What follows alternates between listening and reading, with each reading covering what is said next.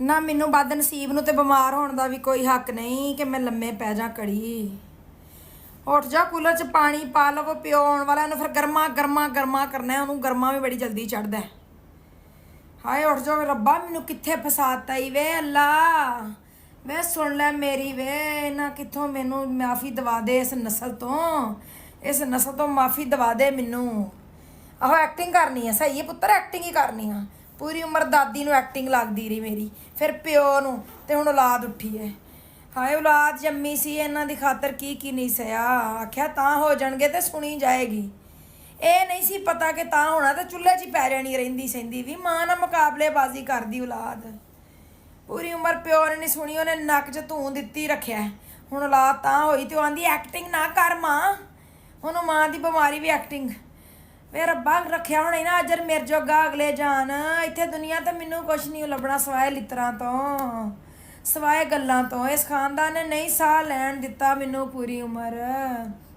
ਮੈਂ ਆਖਿਆ ਸੀ ਹੁਣ ਵੱਖਰੀ ਬਾਰੀ ਹੋ ਗਈ ਹੈ, ਇਸ ਉਮਰੇ 18-20 ਸਾਲੀ ਸੁਣੀ ਜਾਏਗੀ ਔਲਾਦ ਦੇ ਸਿਰ ਤੇ।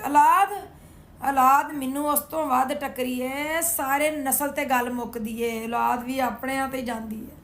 ਕੋਈ ਨਹੀਂ ਜੇ ਹਾਂਜੀ ਤੁਹਾਡਾ ਢੋਲਕੀ ਦਾ ਮੈਨੂੰ ਸੁਨੇਹਾ ਮਿਲ ਗਿਆ ਸੀ, ਪਰ ਉਹ ਤੇ ਜੇ ਕੰਮ ਤੋਂ ਹੀ ਨਹੀਂ ਆਇਆ ਤੇ ਮੈਂ ਇਕੱਲੀ ਫਿਰ ਕਿਹਦੇ ਨਾਲ ਆਂਦੀ। ਚਲੋ ਕੋਈ ਨਹੀਂ, ਅੱਗੇ ਪ੍ਰੋਗਰਾਮ ਚੱਲਦੇ ਹੀ ਰਹਿਣੇ ਨੇ ਕਿ ਆ ਰੌਣਕ ਲੱਗੀ ਰਹਿਣੀ ਹੈ। ਤੁਹਾਨੂੰ ਪਤਾ ਸਾਡੇ ਤੇ ਭਰਾ ਦੇ ਬਾਲ ਨੇ, ਸਾਨੂੰ ਤਾਂ ਸੱਜੀ ਅੱਖ ਨਾਲੋਂ ਪਿਆਰੇ ਨੇ। ਅੱਜ ਹੁੰਦੇ ਵਾਸਤੇ ਰਹਿਣ ਤੇ ਵਾਵਾ ਢੋਲਕੀ ਤੇ ਰੌਣਕ ਅੱਜ ਲੱਗੀ ਏ। ਕੌਣ ਕੌਣ ਆਇਆ ਹੈ ਜੇ? ਅੱਛਾ ਹੋਰ ਉਹ ਵੀ ਆਈ ਜੇ ਕੋਲੇ ਹੀ ਦਿਓ ਖਤਰਾ ਫੋਨ ਇਹਨੂੰ।